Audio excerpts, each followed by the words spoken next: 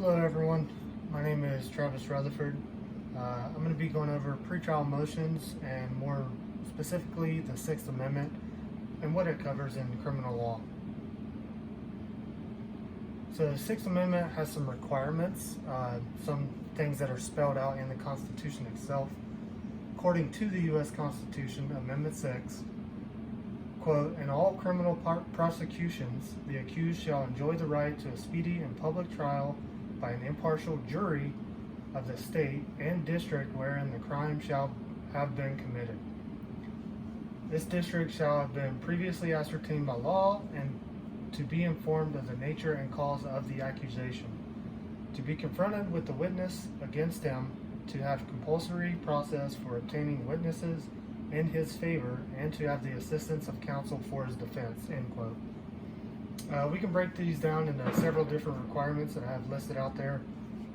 So you have the rights of the accused person, which are right to a speedy trial and public trial, a right to a trial by jury, right to an attorney, notice and confrontation of witnesses. These could be dissected even further down, but we'll discuss these as they are.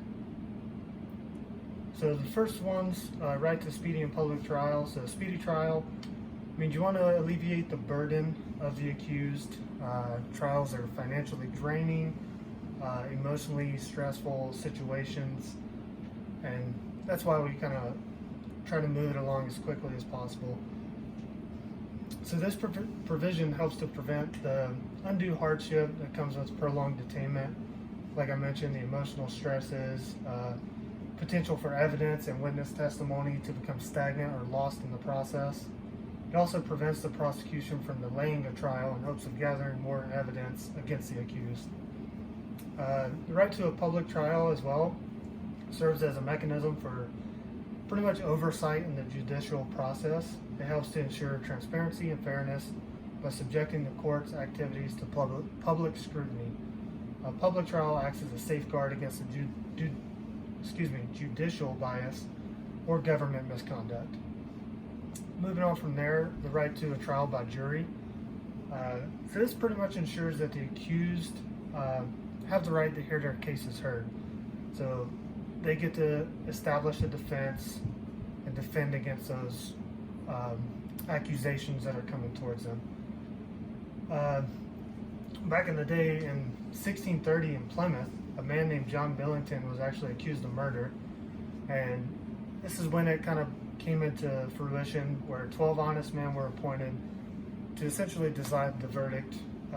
He was actually found guilty and sentenced to death, but its roots go farther back than that. That was just one of the major first cases that happened here in the American colonies at the time, but here in America. Moving on, right to an attorney. The accused has the right to have the assistance of counsel for their defense. And this is regardless if they're able to afford it or not. So this ensures everyone gets the equal representation across the board. The right to an attorney ensures that the defendant in a criminal prosecution has a right to representation, which is one of the foundational concepts of the American criminal justice system. This ensures defendants are able to mount their defense, and like I said, they have an equal, fair kind of chance at defending themselves. Moving on from that, notice of acquisition and confrontation. This is essentially why are you being accused of what you're being accused of. It's not just a, hey, you're going to jail for this, we're not telling you why. This gives the defendant plenty of information about why they're being accused, who's accusing them.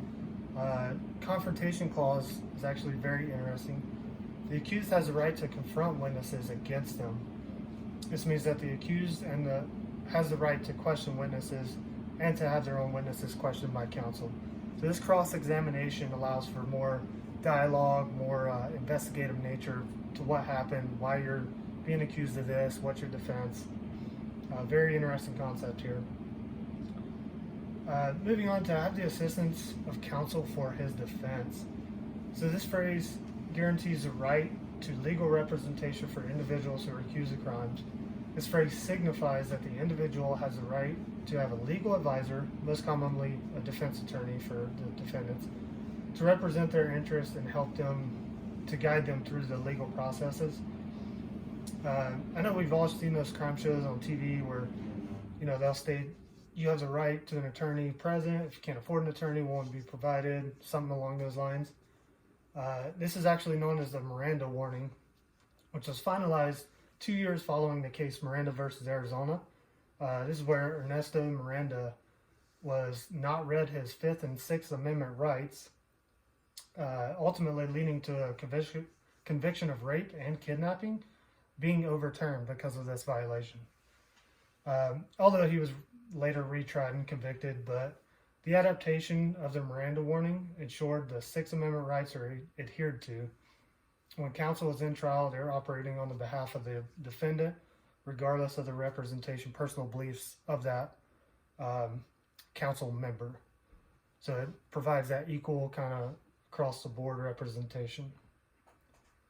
Moving on to the Sixth Amendment violations, as I mentioned, what occurred in Miranda versus Arizona.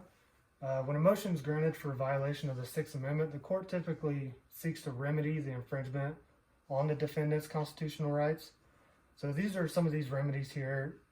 Most extreme cases, dismissal of charges. It's not too common, but it can happen depending on the violation.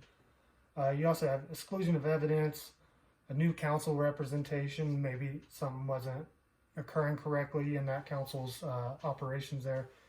Reversal on an appeal, release from custody, and even a change in venue.